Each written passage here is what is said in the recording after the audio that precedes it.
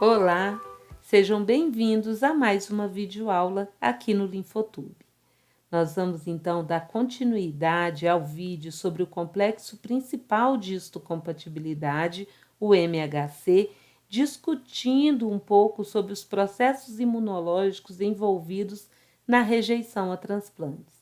Se você está chegando aqui agora, te convido a assistir primeiro a parte 1 sobre MHC. Meu nome é Leida Calegário, sou professora de imunologia e também atuo no programa de mestrado em saúde, sociedade e ambiente da UFVJM. Bom, agora que a gente sabe um pouco sobre o complexo principal de histocompatibilidade, nós vamos aprender sobre transplantes e rejeição a transplantes. Esse é um vídeo superficial, é só para dar uma noção sobre rejeição a transplantes.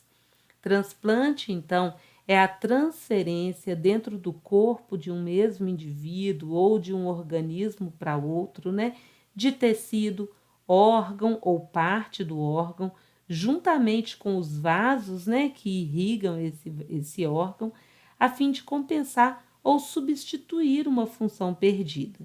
Vamos então ver como é que isso acontece, Imagine uma situação hipotética em que dois camundongos fizeram doação de pele. Esses camundongos possuíam perfis de MHC diferente. O primeiro, então, tinha um perfil de MHC, que nós vamos chamar de MHC-A, e o segundo tinha outro perfil, nós vamos chamar, então, de MHC-B. Feita, então, a coleta de pele dos dois animais, essas peles foram transplantadas em dois outros camundongos, que nós vamos chamar agora de receptores. Porém, esses dois receptores possuíam o mesmo perfil de MHC, os dois eram MHC-A, de modo que o primeiro receptor recebeu uma pele de um camundongo MHC-A que era compatível com o seu perfil, também MHC-A, E aí, com isso, esse camundongo conseguiu tolerar bem o transplante, não havendo rejeição. Já o segundo camundongo receptor, ele era MHC-A, mas ele recebeu uma pele do camundongo doador MHC-B. E aí, portanto, como o sistema imunológico desse segundo camundongo identificou esse tecido como algo não próprio, tinha características de MHC diferentes, e então o sistema imunológico fez a rejeição ao tecido transplantado. Os transplantes, eles podem ser classificados de diversas formas, podendo essa classificação ser feita pelo tipo de doador e também pelo local onde o tecido ou órgão vai ser transplantado. Em relação ao doador, nós podemos fazer uma doação de tecido de um indivíduo para ele mesmo, e aí a gente chama isso de transplante autólogo, por exemplo, quando a gente enxerta pele, tira de uma parte do nosso corpo e enxerta no nosso próprio corpo, ou quando a gente transplanta bulbo capilar, em nós mesmos. Ou então a gente pode doar um tecido ou órgão para outro indivíduo, o que é chamado então de transplante heterólogo.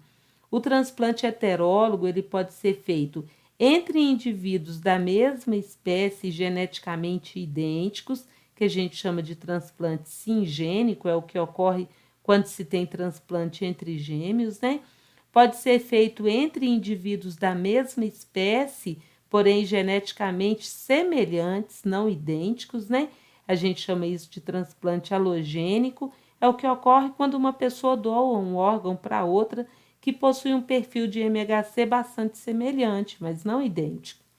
E o transplante heterólogo ele pode ser feito também entre indivíduos de espécies diferentes, que a gente chama então de transplante xenogênico. Por exemplo, quando se usa matriz bovina para fazer enxerto ósseo em humanos, enxerto dental em humanos, quando a gente usa experimentalmente tecido humano para fazer transplante em animais, ou o caso mais recente, agora que está sendo tentado transplante de coração de porco em humanos.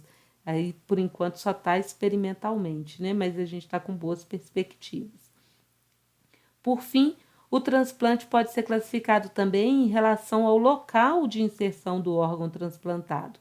Quando o órgão é transplantado no mesmo local anatômico do anterior, a gente chama então de transplante ortotópico. E quando o órgão é transplantado em local diferente, a gente chama então de transplante heterotópico.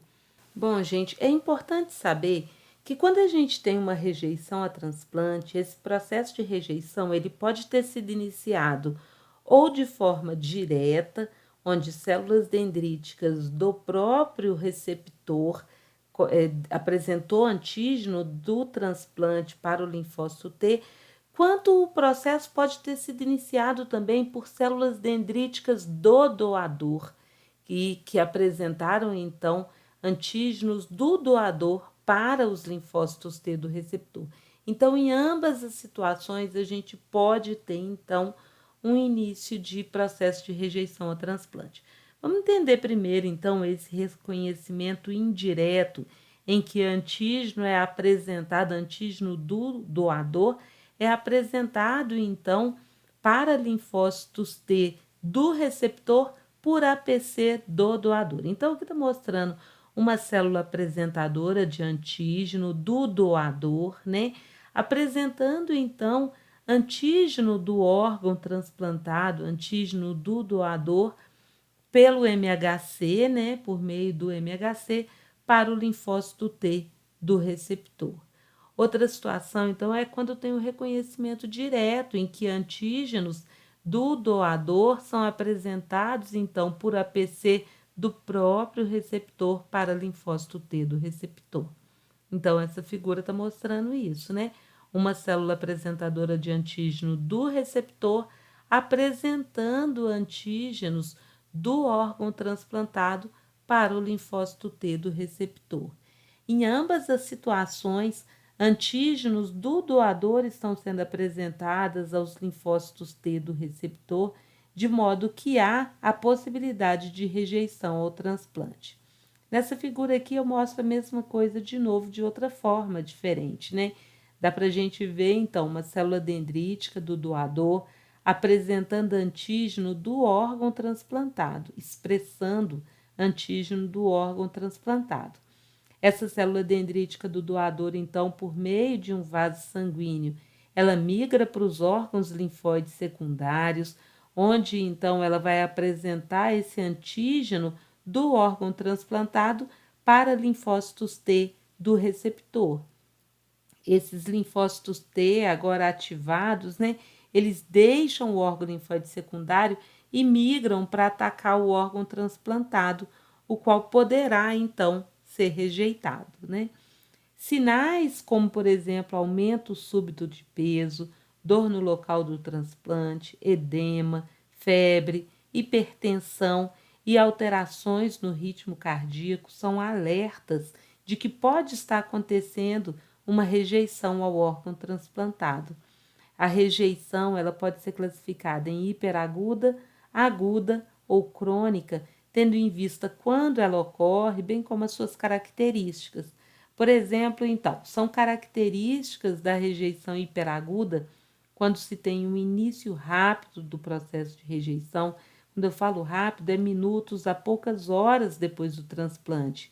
Uma resposta imunológica decorrente da ação de anticorpos e de proteínas do complemento, e é possível também se identificar no local transplantado a deposição de anticorpos, de proteínas do complemento, além da presença de microtrombos.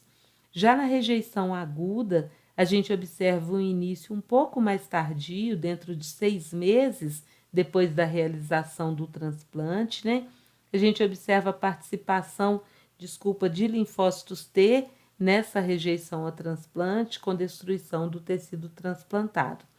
E em relação à rejeição crônica, essa pode ocorrer dentro de alguns meses a anos depois do transplante.